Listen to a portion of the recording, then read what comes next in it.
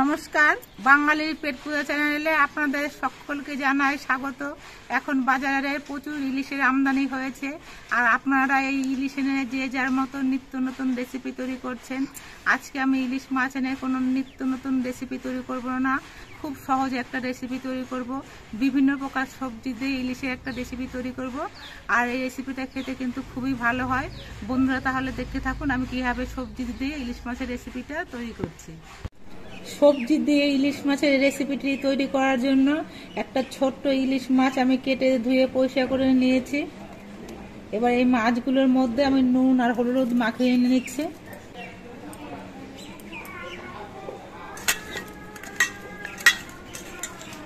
ইলিশ মাছটা অনেকটাই ছোট ছিল, এই জন্য কাটার সময় আর আপনাদের সঙ্গে আমি শেয়ার করে নিই। অফ ক্যামেরায় আমি ইলিশ মাছটা কেটে নিয়েছি। ইলিশ মাছটা আমি যে সবজিগুলো দিয়ে রান্না করব সেগুলো হলো আলু, বেগুন আর ডাঁটা।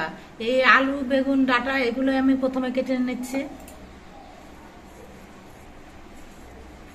আলুর খোসাটা ছাড়িয়ে নিয়েছি, এবার লম্বা লম্বা করে আলুগুলো কেটে নিচ্ছি।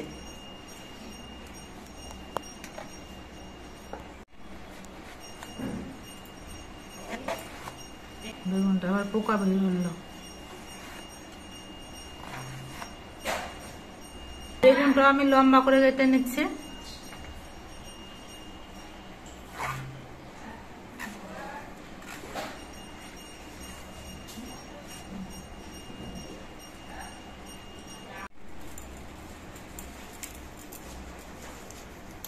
ডাঁটার পাতাগুলো আলাদা ছাড়িয়ে রাখছি।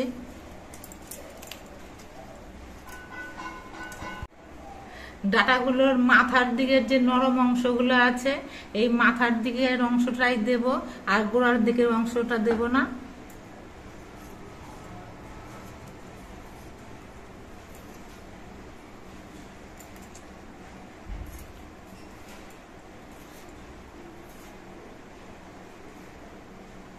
ডাঁটাগুলো আঁশ ছাড়িয়ে আমি কেটে নিয়েছি। ডাঁটার যে অংশগুলো একটু মোটা সেগুলো আমি মাঝখান থেকে কেটে এরকম লাগিয়ে রাখছি, তাহলে ডাঁটাটাও সেদ্ধ হবে, আবার ভেঙেও যাবে না। আর গোড়ার দিকে এই শক্ত অংশগুলো ঘরে রেখে দিচ্ছি, অন্য কোনো সবজিতে খাওয়া হবে। এবার এই সবজিগুলো ধুয়ে পরিষ্কার করে নিতে হবে।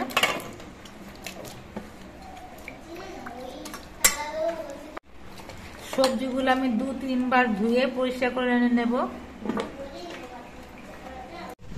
সবজিগুলো আমি ধুয়ে পরিষ্কার করে নিয়েছি। আমাদের 3 রকম সবজি দেওয়া হয়েছে, কিন্তু 3 আনাজ আমাদের মধ্যে খায় না, এই জন্য একটা পটলও আমি 4 টুকরো করে কেটে নিয়েছি। এবার ইলিশ মাছটা আমি রান্না করব, তার জন্য গ্যাসে একটা কড়াই বসিয়ে দিয়েছি। আজকের ইলিশ মাছটা রান্না করার জন্য আমার অল্প করে একটু কালো জিরে বাটা লাগবে, তার জন্য আমি অল্প করে কিছু কালো জিরে ভেজে নিচ্ছি।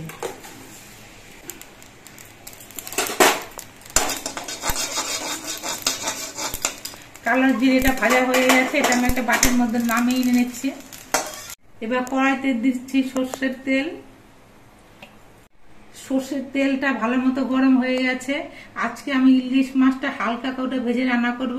এবার এই তেলের মধ্যে দিয়ে আমি ইলিশ মাছটা খুব হালকা ভাবে ভেজে নিচ্ছি।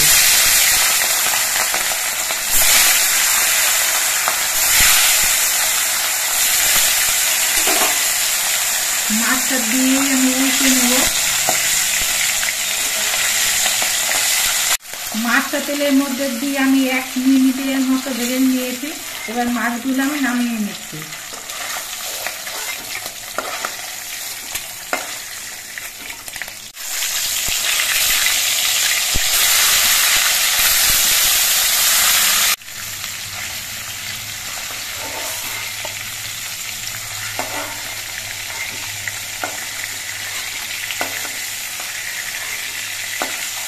সবগুলো মাছই আমার ভেজে নেওয়া হয়ে গেছে। এবারে এই মাছ ভাজা তেলের মধ্যে আমি পটলটা ভেজে নিচ্ছি। পটলটা ভেজে না দিলে পরে তরকারিটা কিন্তু জল ছাপা হয়ে যাবে, এই জন্য পটলগুলোকে ভেজে নিতে হচ্ছে। পটলটা লালচে রং ধরিয়ে ভেজে নিয়েছি। এবার পটলটা আমি নামিয়ে নিচ্ছি। এবার বেগুনগুলো আমি ভেজে নেব।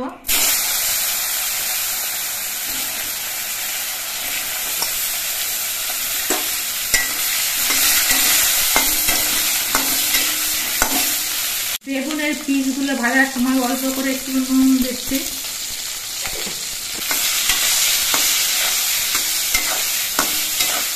বেগুনের পিসগুলো লালচে রং করে ভেজে নিয়েছি, এবার এটা আমি নামিয়ে নিচ্ছি।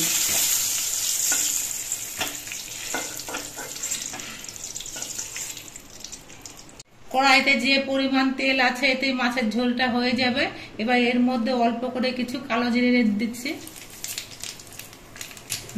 4টে চেরা কাঁচা লঙ্কা। কালো জিরা কাঁচা লঙ্কাটা ভাজা হয়ে যাওয়ার পর এর মধ্যে আলু আর ডাঁটাগুলো দিয়ে দিচ্ছি।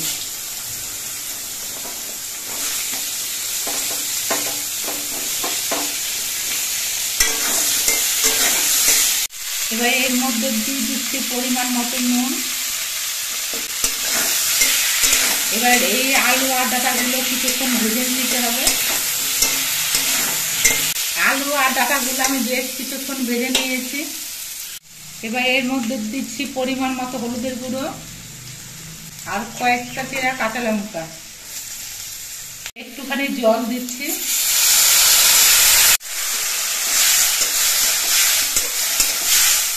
এই জলটা দেওয়া হলো যাতে নাকি হলুদের গুঁড়োগুলো পুড়ে না যায়। এবার কিছুক্ষণ কষিয়ে নিতে হবে।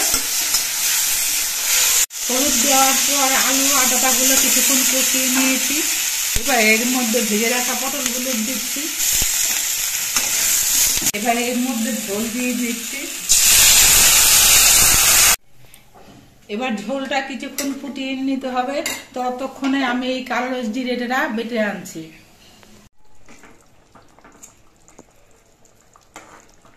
ঝোলটা কিছুক্ষণ ফুটিয়ে নেওয়ার পর আলু ডাঁটা এগুলো সব সেদ্ধ হয়ে গেছে। এবার এর মধ্যে ভেজে রাখা বেগুনগুলো দিয়ে দিচ্ছি আর ইলিশ মাছের পিসগুলো দিয়ে দিচ্ছি।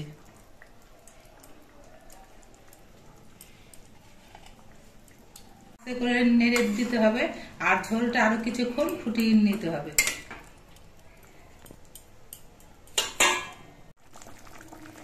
মাছটা দেওয়ার পর ঝোলটা আমি মিনিট 5 ফুটিয়ে নিয়েছি। ইলিশ মাছের ঝোলটা প্রায় আমার তৈরি হয়ে গেছে। এবার নামিয়ে নেব।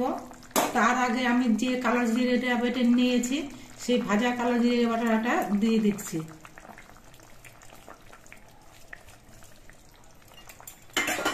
কালো জিরে বাটা দিয়ে নেড়ে চেড়ে মিশিয়ে নিতে হবে। আর বেশিক্ষণ জাল দেওয়া যাবে না, এই জন্য গ্যাসটা অফ করে দিচ্ছি। আমার সবজি দিয়ে ইলিশ মাছের ঝোলটা তৈরি হয়ে গেছে। এবার এটা আমি নামিয়ে নিচ্ছি। আপনারা দেখতে পেলেন সবজি দিয়ে আমি কিভাবে ইলিশ মাছের ঝোলটা রান্না করলাম। এইভাবে সবজি দিয়ে ইলিশ মাছের ঝোল রান্না করলে খেতে কিন্তু খুবই ভালো হয়। বন্ধুরা একদিন আপনারাও তৈরি করে খেয়ে দেখবেন, আশা করছি ভালো লাগবে। আর আমাদের ভিডিওটা আপনাদের কেমন লাগলো, যদি ভালো লাগে ভিডিওটিতে একটি লাইক আর নতুন বন্ধু হলে চ্যানেলটিকে সাবস্ক্রাইব করে দেবেন। সকলে সুস্থ থাকবেন, ভালো থাকবেন। দেখা হবে পরবর্তী আর একটা ভিডিওতে।